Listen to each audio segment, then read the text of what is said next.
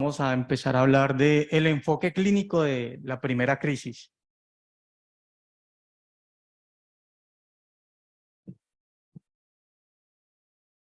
Eh, Bueno, ¿cómo se define una primera crisis? Es aquel paciente que ha presentado una o más crisis en un lapso de 24 horas.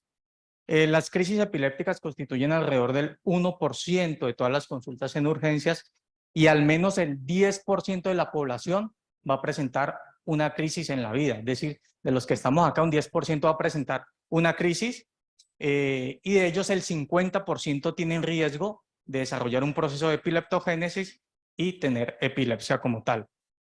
Entonces, ¿qué hacer ante una primera crisis? Surgen varias preguntas, no solamente el ser y no ser de Hamlet, sino si realmente es una convulsión esa primera crisis, ¿qué exámenes será que le hago? ¿Tiene riesgo de recurrir, es decir, de presentar más crisis este paciente? Si el paciente tiene un diagnóstico de epilepsia, si le debo dejar o no algún veneno, algún anticonvulsivante y si debo hospitalizar al paciente. Vamos a hacer algo un poquito práctico. Aquí hay un par de videitos. Entonces, esta es una paciente de 45 años que viene por un cuadro de un dolor de cabeza, le piden una resonancia, la cual es normal, y presenta lo que acabaron de ver en el video. Si quieres, repitámoslo un momentico. Ok, ténganlo en mente, más tarde hablamos de esta paciente. Este es un paciente de 50 años, lleva 3 semanas presentando este tipo de episodios. Refiere que tiene una sensación en específica y ya más adelante van a evidenciar los movimientos que presenta. También dentro del estudio que tienen, no tiene antecedentes familiares de epilepsia, tiene una resonancia cerebral normal. Aquí vemos que se queda con la mirada fija, ojos abiertos y empieza con este tipo de movimientos. Este video es un poquito largo, entonces voy a pedirle por favor por lo que nos lo vaya adelantando de a poquitos.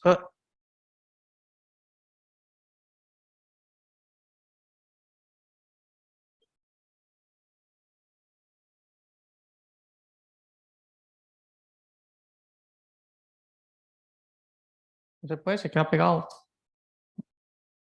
Bueno, más adelante lo vemos detenidamente. Ok.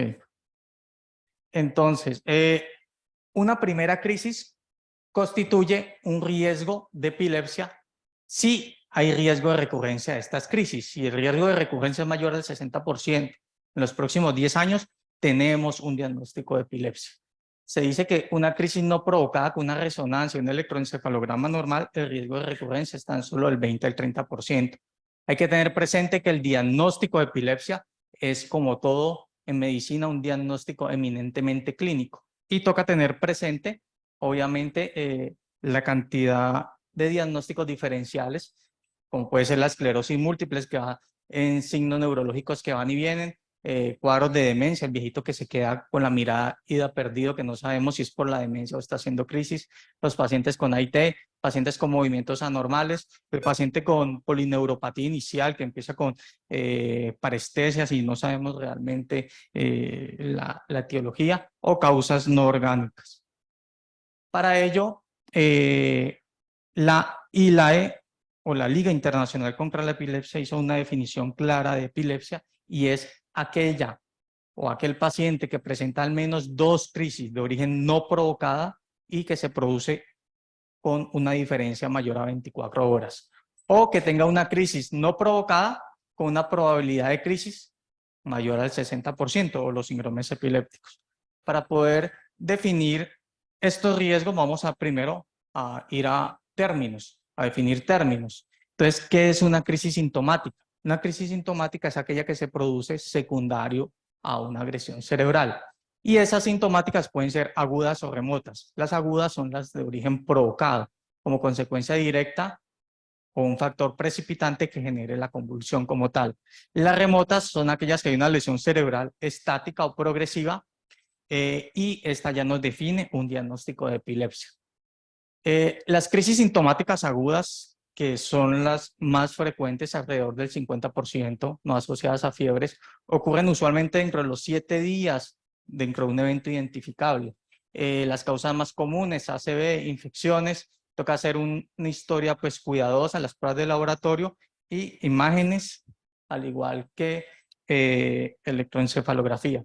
Bueno, aquí no se ve claramente, pero entre las principales causas, el trauma craneoencefálico, ACV dentro de las primeras semanas, infecciones de sistema nervioso durante el curso de la infección de VIH, tóxicas durante el tiempo de la exposición, metabólicas, muy frecuente ver pacientes con hiponacremia, sodios usualmente por debajo de 115, o hipoglicemia, glucosa debajo de 36, o hiperglicemia con cetoacidosis, y la fiebre que es común en niños. Este tipo de crisis sintomáticas agudas usualmente o no necesitan ningún tipo de tratamiento a largo plazo, solamente se da hasta que la situación aguda se resuelva, hasta que el factor precipitante pase. Lo que vemos en nuestro medio, que es el trauma craneoencefálico, entonces muy efectivo en la prevención de nuevas crisis. Los anticonvulsivantes clásicos como la carbamazepina, la fenitoína, el fenobarbital, el valproico, y la fenitoína que la utilizan mucho los neurocirujanos en craneotomía, obviamente evitando que recurran las crisis y evitando efectos secundarios de hipertensión endocraniana, productos del trauma craneoencefálico, y que vaya a complicar el paciente. Entonces, estos medicamentos clásicos efectivos en trauma, craneotomía, en pacientes que hacen crisis con medios de contraste, en síndrome de abstinencia de alcohol, y como les digo, previenen nuevas crisis sintomáticas agudas, pero no previenen las remotas, ni tampoco va a prevenir que el paciente vaya a desarrollar epilepsia como tal. De modo que hay que escoger muy bien el paciente que le vamos a iniciar el anticonvulsivante o al paciente que lo vamos a rotular con el diagnóstico de epilepsia. ¿Por qué? Porque después de diagnóstico no se lo quita a nadie y probablemente estamos dando un anticonvulsivante con la cantidad de efectos adversos que tiene y el paciente tal vez no lo necesite. Benzodiazepinas en los pacientes con abstinencia de alcohol, y tener en cuenta en tumores cerebrales que en aquellos pacientes que están en radio o quimio, pues evitar medicamentos que puedan generar interacciones, sobre todo los medicamentos clásicos. Entonces, dentro del diagnóstico diferencial, es importante de ver si el paciente, cuando nos llegó, definir si hizo una crisis o no y posteriormente generar el riesgo de recurrencia. Dentro de los principales diagnósticos diferenciales, miremos esta parte inferior de la tabla.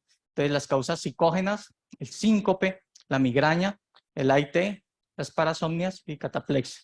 Entonces, los dos principales son síncope y las crisis no epilépticas o psicógenas, antes llamadas pseudocrisis o llamadas crisis funcionales. Dentro del síncope, probablemente a todos nos ha dado pues alguna sensación presincopal.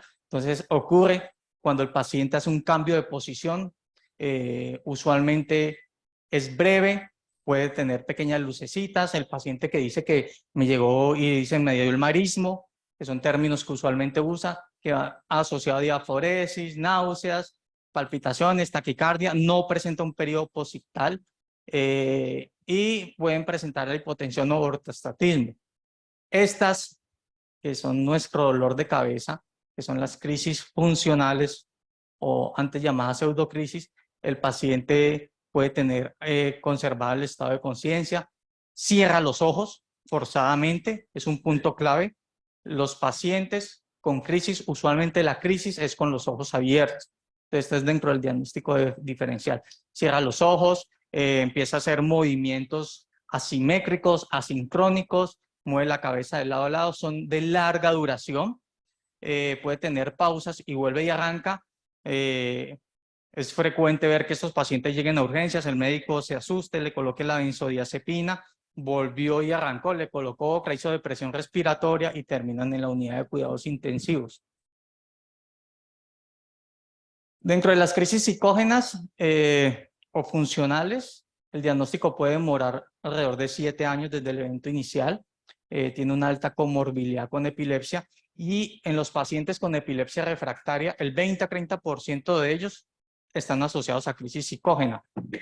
Para eso necesitamos los estudios videoelectroencefalográficos para poder ver qué tanto son crisis y qué tanto son pseudocrisis, ver si el paciente realmente tiene una epilepsia refractaria y amerita dentro del algoritmo seguir los estudios quirúrgicos. Dentro de los factores de riesgo, es más frecuente en mujeres que pues, tengan antecedente un trauma infantil, abuso sexual, dolor crónico, fibromialgia.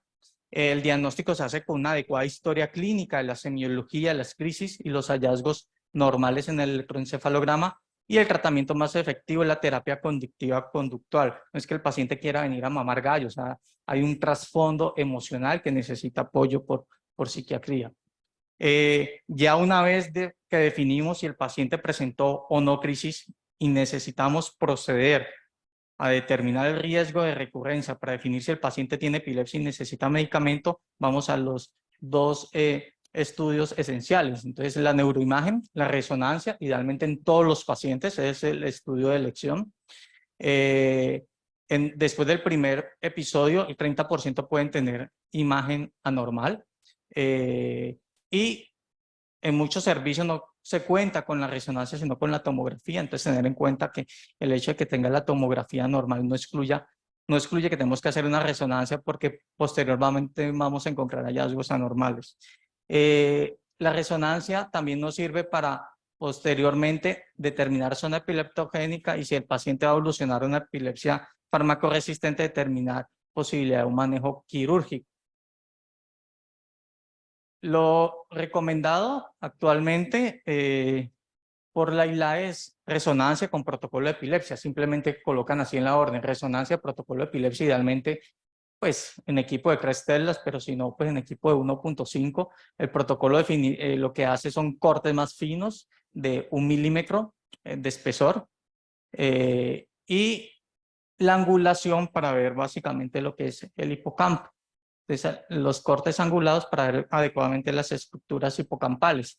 Entonces, con eso sí podemos ver con una resonancia, por ejemplo, en esta que no tenía protocolo de epilepsia, a esta que se hace la coangulación, sí se ve claramente una esclerosis hipocampal. Y en este paciente, por ejemplo, una displasia cortical 2B con el signo del trasmanto. Eso obviamente lo obtenemos con este tipo de resonancias de buena calidad.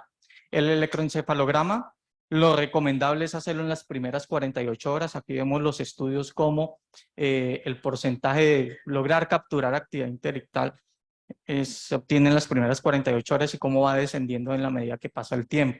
Entonces, si llega el paciente, idealmente tomarle el electroencefalograma en urgencias. Hay un error frecuente que ocurre en los servicios de urgencias, lo llaman a uno, no, que el paciente, no sé, tuvo un esguince y llegó durante la observación y hizo una crisis, pero ya le colocamos hepamina y le colocamos midazolam.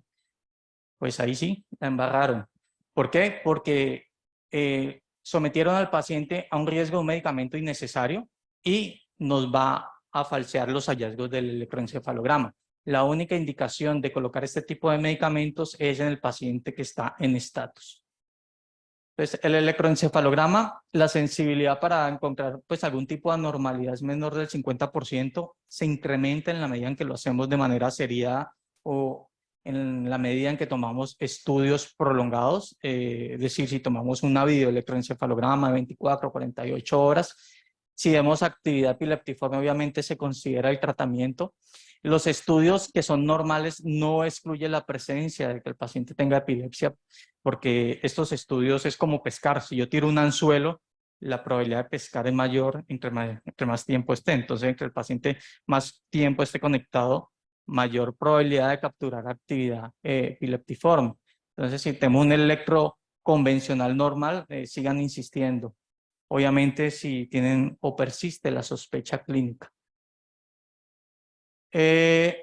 Volviendo ya o teniendo en cuenta este par de estudios clave, hay que tener presente este estudio clásico del 91 que no pasa de moda, es el riesgo de recurrencia de la crisis. El riesgo de recurrencia es del 51% en los próximos 2 años. Es una moneda que está en el aire girando y no sabemos para dónde va a caer. Por eso la importancia de los 2 estudios previos de la historia clínica y del seguimiento. Entonces vemos cómo el paciente con una primera crisis, el riesgo de recurrencia se va incrementando a través del tiempo, como usualmente después de los 36 meses se sube al 73% incluso al 76%. ¿Quiénes recurren más? Los pacientes que tienen una lesión cerebral, es decir, una crisis sintomática remota. Los pacientes que le encontramos alguna anormalidad en el electroencefalograma, o los pacientes que hacen crisis nocturnas.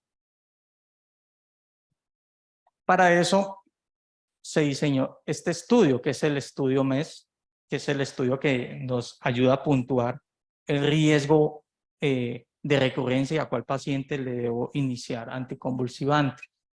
Entonces, básicamente es a los pacientes que tengan riesgo medio y alto, en los cuales el riesgo de recurrencia varía entre el 39 al 50% en los próximos 5 años. Y esta es básicamente la tabla del mes. Entonces, puntúa 1 si hay 2 o 3 crisis previa a la presentación, 2 y 4 más crisis. En cuanto a la parte clínica, si hay un desorden neurológico, un déficit del aprendizaje, cualquier discapacidad puntúa 1, una discapacidad neurológica, un electroanormal. Entonces, riesgo medio si es 1 y alto 2 y 4. Con esto, obviamente, definimos la necesidad anticonvulsivante. Recordemos que los medicamentos como tal no nos va a alterar el pronóstico a largo plazo para desarrollar epilepsia. Entonces, toca definir si vamos a utilizar esto o esperar que el paciente haga una segunda crisis. Perdón.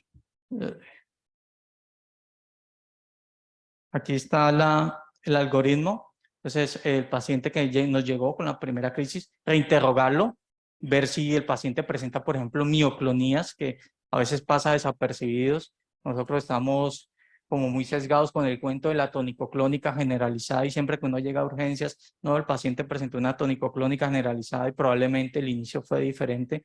Entonces, ver si el paciente presenta mioclonías, si presenta famosas ausencias o crisis focales con manifestación, por ejemplo, somatosensorial.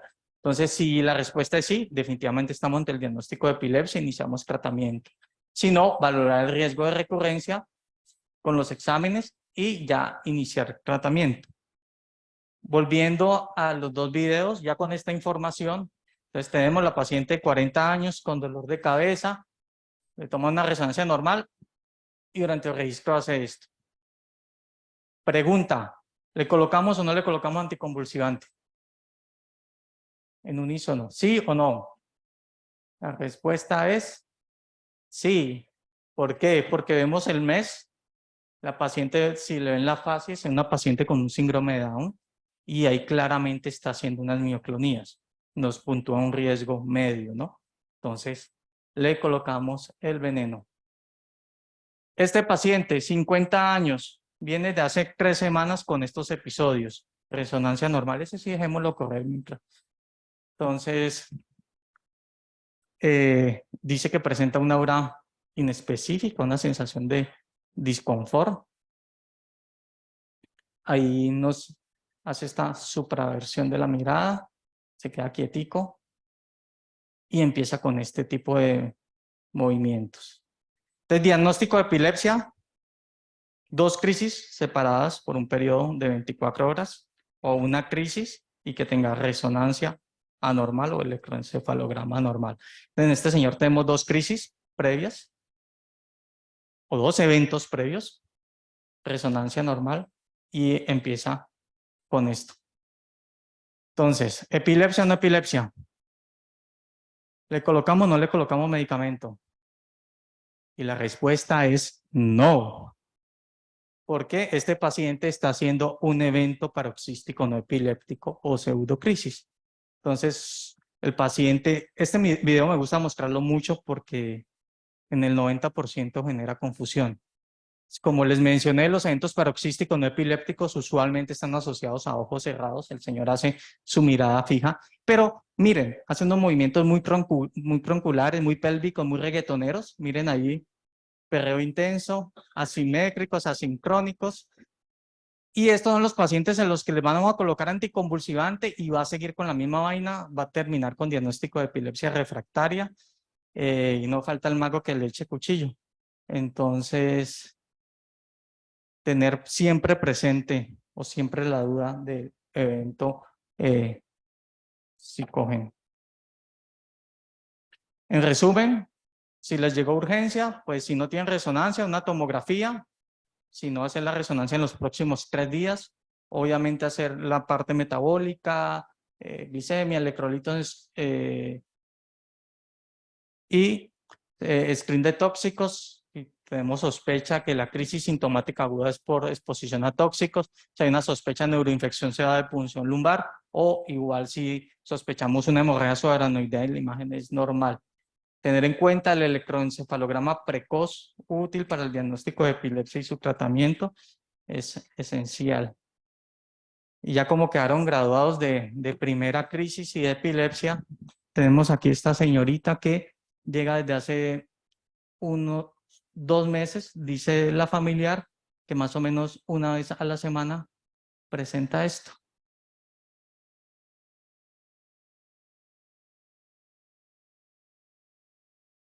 Le están hablando, pues no responde. Entonces, ¿le inician o no le inician